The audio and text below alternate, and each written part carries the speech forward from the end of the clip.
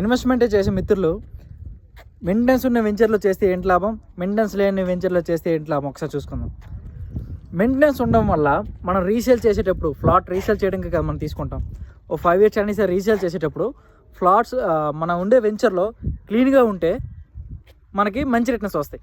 ఎందుకంటే వచ్చిన ఇన్వెస్టర్ కూడా చూసి బాగానే ఉంది అని అప్పుడు అతను తీసుకుంటారు.